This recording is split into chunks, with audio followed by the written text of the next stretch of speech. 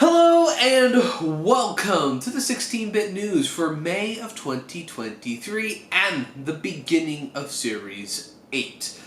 So, I'm going to be going over what I have been doing, what we are planning on doing, and if you allow me at the end of the video, I do want to just sort of rant, just because I just want to get it out there, what I've just, all the headache-inducing work that I had to do with virtually no instruction, and I just want to share it with at least someone, but I'll at least keep it focused with 16-bit up to this, at least to the end. So, focusing on 16-bit, big changes so far has been we've did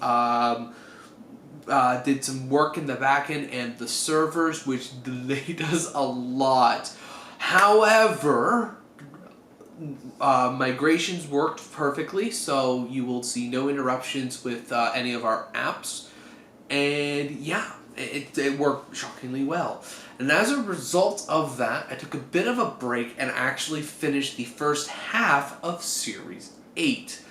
Due to just how much of a struggle it was last year to do Series 7, and how I was perpetually behind schedule, this year I've decided to restructure how we do our series. Effectively, you're going to be getting at least 8 core sections of the videos for at least once a month. So that'd be one big video from us at least once a month with an accompanying short to promote it. I've done the first 4. I've recorded the first 4, edited the first video, and that's going up on Friday. So please look forward to that. I put a lot of effort into this. It's a Game Boy retrospective / buyer's guide. Which one should you get? And actually looking at whether or not emulation is a viable alternative. Answer is yes. But anyways, so that's going up, and we're going to be doing a video every month, at least one video every month going forward until December. At which point we're going to be doing a viewer special like we do every year for the month of December. So when we get closer to December and the second half of Series 8 starts, I will start posting viewer special polls, so you can vote on which videos you want to see us review, which games you want to see us review. Now, a big thing I've decided to do was not hold myself as tightly to the number of videos that I am making. The 8 parts, there are 8 months worth of videos, so that's one video at least a month till December.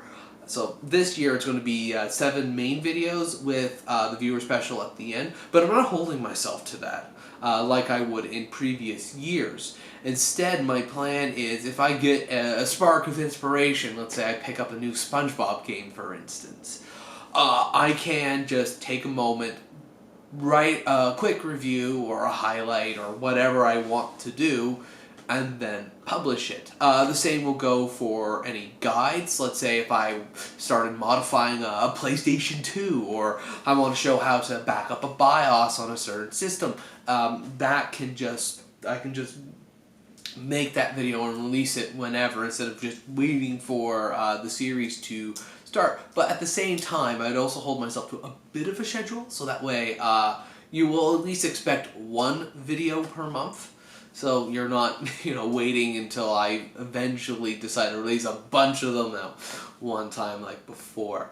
I'm hoping that can keep me a little more in line, and I'm still recording it like I did before, so that way when I have the capacity to edit or I need a break, I can just go and start editing videos without issue. So that's the plan for Series 8. I'm hoping, fingers crossed, that it's not as impactful to my schedule as the previous 2 series were. So hopefully you get more videos consistently and I'm not as drained doing said videos. Also moving video editing software from Vegas to DaVinci Resolve has really helped with that. Plans going forward is genuinely getting the rest of the videos sort of done before the next month shows up, getting the shorts prepared for that, accompanying shorts, on top of a lot of back-end work. Now, if you're here for just the general 16-bit news, this is kind of the end of it. We have more plans, more of this, but a lot of it's in the back works.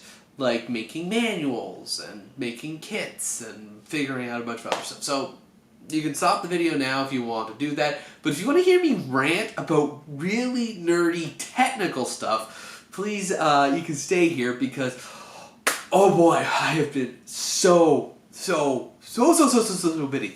So you see, at the beginning of the year, I had a great idea because I'm running 16-bit store on both eBay and Etsy.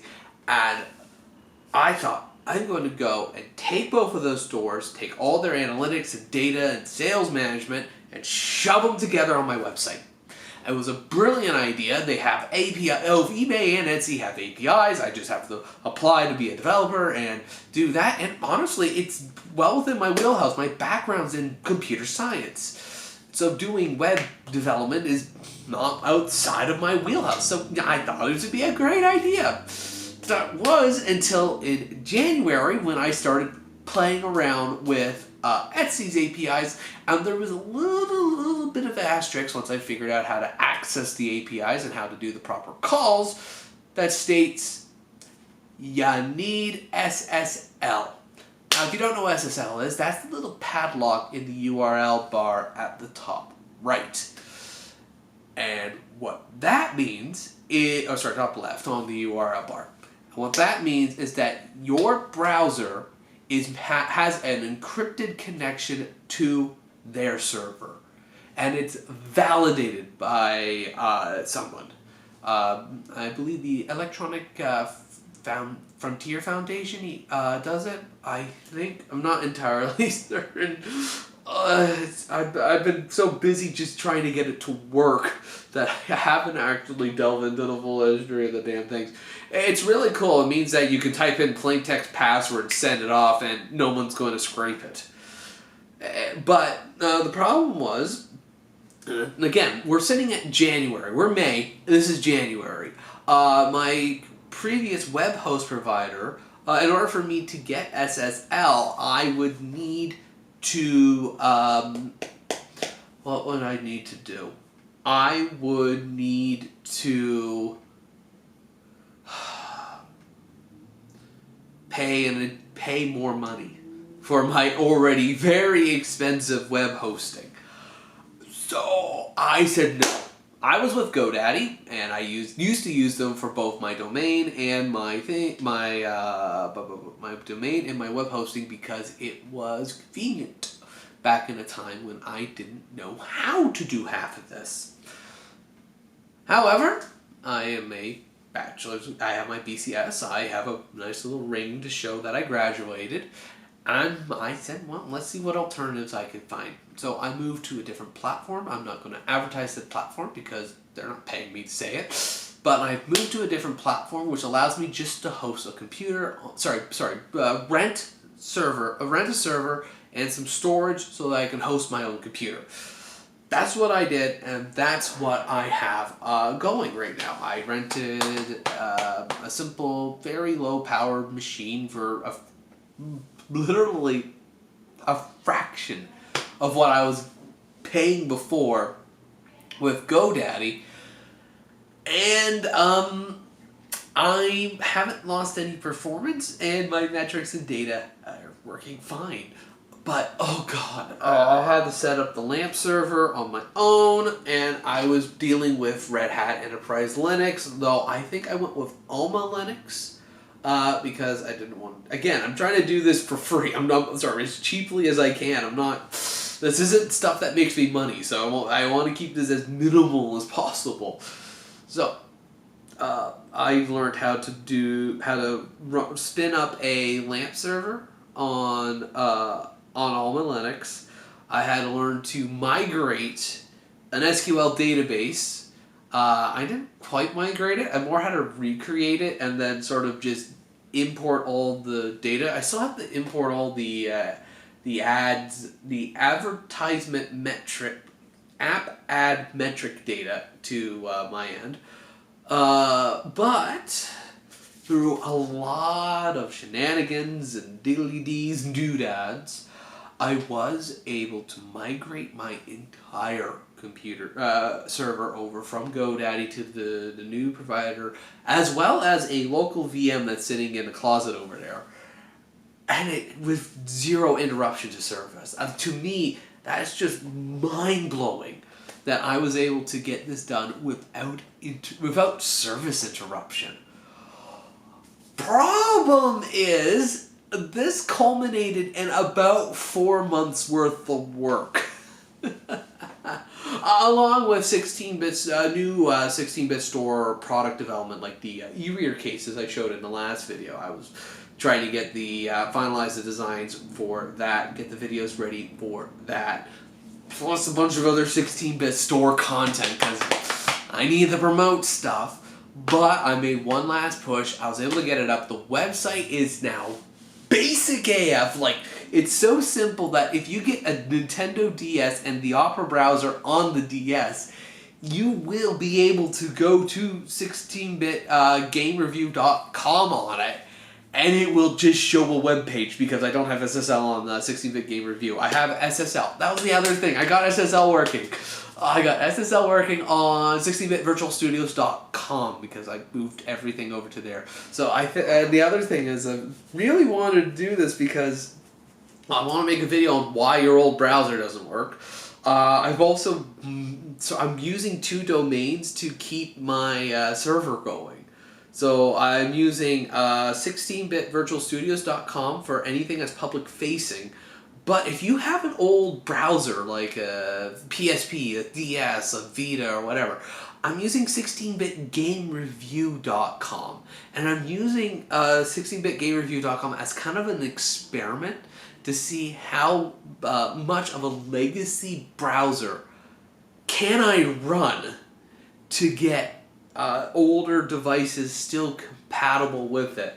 And I'm thinking, like, I want to go full balls to the walls with this. So I want to get RSS. I want to get I want to get an RSS feed in there. I want to get this. I want to get that. I want to make this a dynamic web page on a DS, which I don't know if it's possible because the DS web browser is the jankiest or most broken web browser.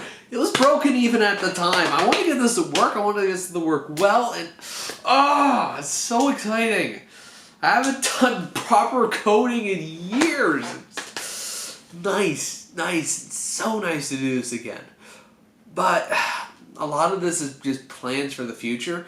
As of right now, the server's back up and going, the database is back up and going, and the website is in a basic state, but functional.